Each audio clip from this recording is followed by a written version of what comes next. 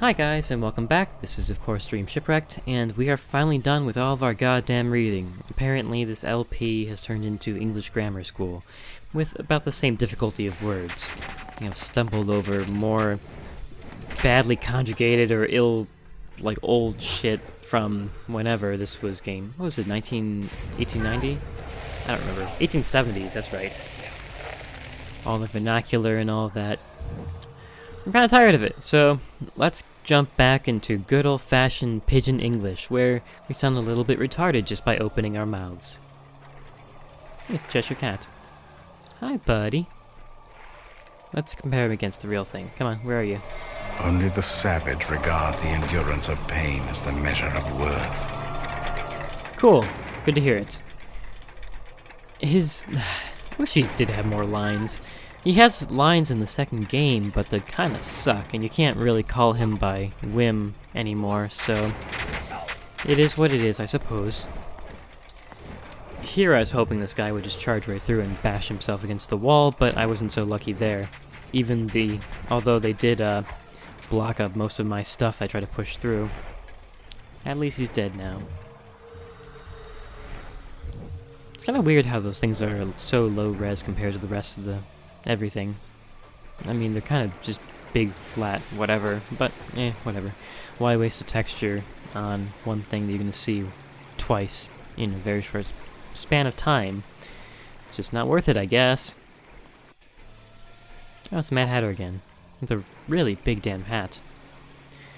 So, there's going to be a few jump cuts coming up, because the upcoming part is very difficult, and I had to really try pretty hard to get through it, so bear with me.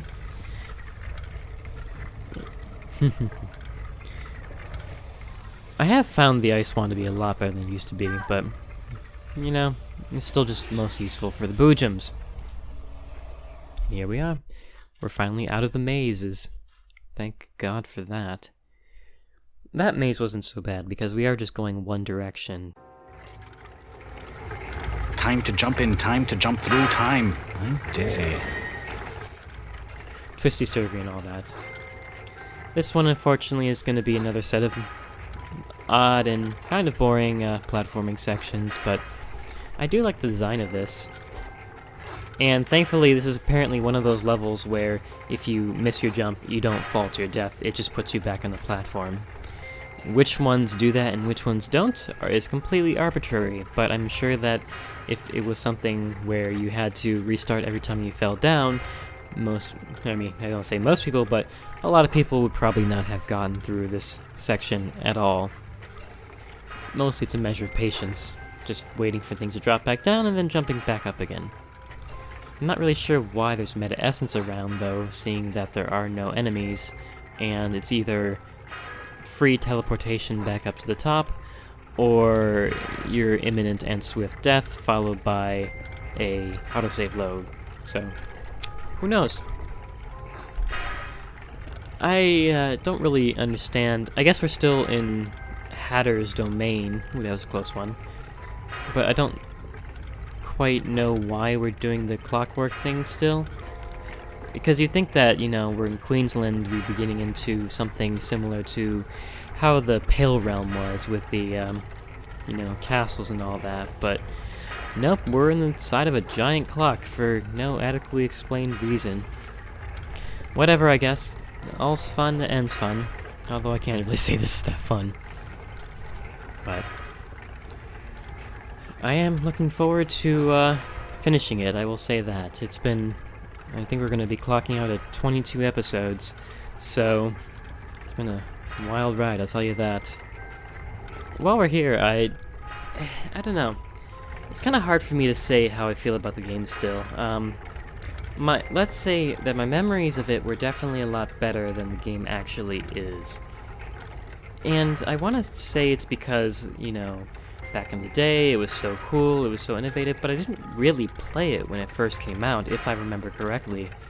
It was a few years later that I actually picked it up and played it, which means the nostalgia, I mean, it's a very cool game, but from a technical standpoint, it was even then starting to show some of its age. And, I mean, from the story standpoint, it's very cool, but there's just so much goddamn platforming. Couldn't remember that. It's like... It's one of those games where I like it in theory and in plot, but when it comes to actually playing it, it's kinda... I don't know. It's hard to call it actually fun. It's kind of like I don't know, like a Final Fantasy game, for example. It's all flash and bang and based off plot, but the day-to-day gameplay is actually kind of boring. I won't say boring, this one is more confusing than... Oh. Well, I guess we died there. I think I got trapped in between two things. Just like this kind of stuff. It's a cool idea, but you have to go through, like, what, 4 or 5 sections of these and bouncing back and forth. The game does do an admirable effort of trying to make sure that you bounce between these kinds of platforms and the more combat-oriented ones, but I don't know, it seems like, I don't want to call it padding, but because it's very clearly deliberately designed, because we didn't have anything like this in the entire rest of the game, and certainly other things are inspired, but I don't know. I think in the last few episodes, for those who have been marathoning this, my favorite... Let's say, what is my favorite since the Pale Realm? The Pale Realm I did like. It was kind of a flat thing, where it was just castles and all that, which is kind of a mixed bag, but, I mean, it was still designed in a coherent and thematically, responsible way. The one that we went through in the last level, which is the one where we had to fill up the water to open up the little bobber things. I don't really know what they're called because I only see them in my toilets. I don't mean that as a shit joke. I mean the little things you have in the back that, make it flush. Anyways, I thought that was pretty inspired, and it was a nice little breakup, and it was a pretty simple puzzle. You had to go through, there's a few fans you haven't seen before, and a mechanic that, it lifts up the things, and the fish are dangerous and numerous, but nothing that can actually really, really cause you a threat unless you're really uncareful. Compared to the maze, which was just... I don't know. It's hard to say. Because you're running in circles, and you don't know where you're going, and that's intentional, I'm sure, but I didn't really like it. But now we're back to the fun part.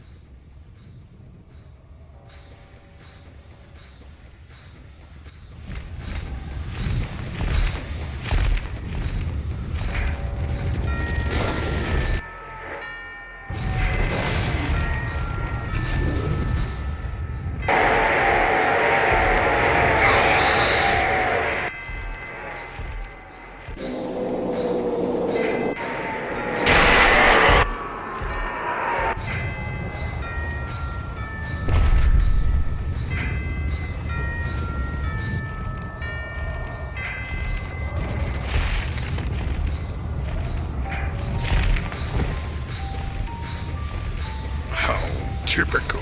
How foolish you were to think you could overcome your guilt.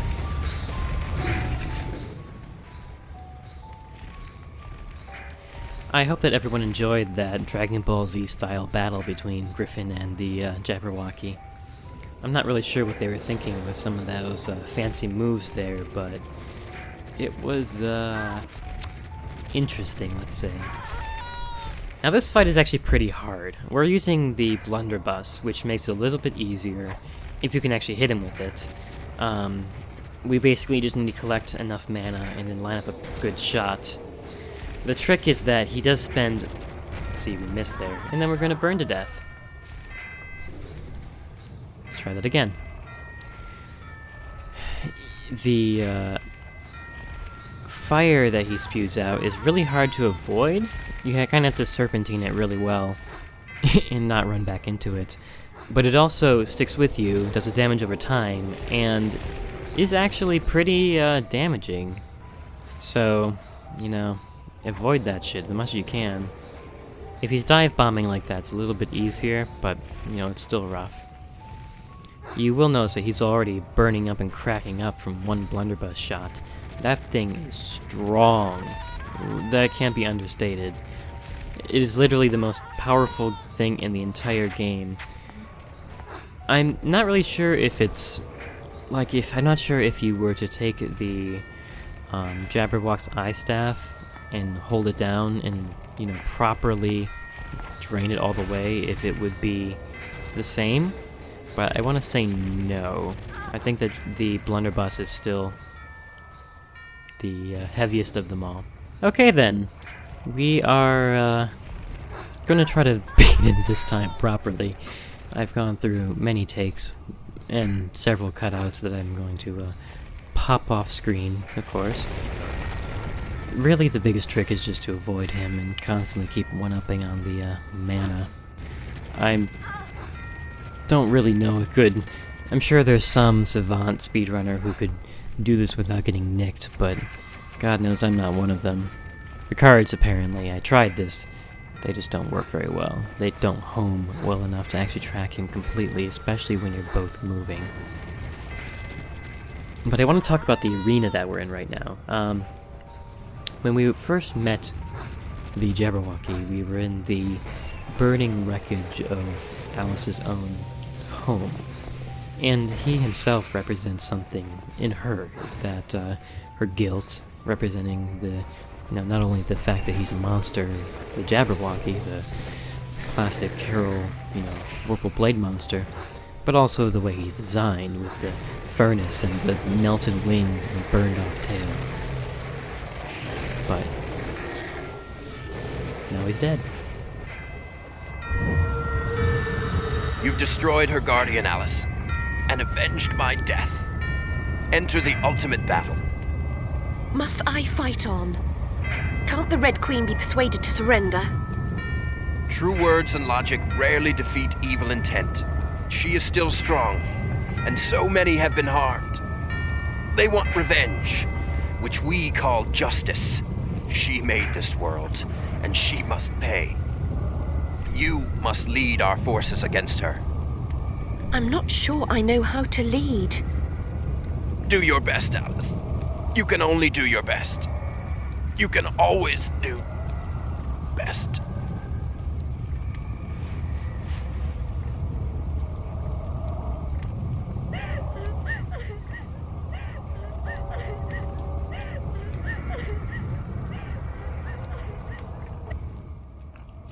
I'm sorry, Griffin, that was a pretty weak-ass death scene, but whatever.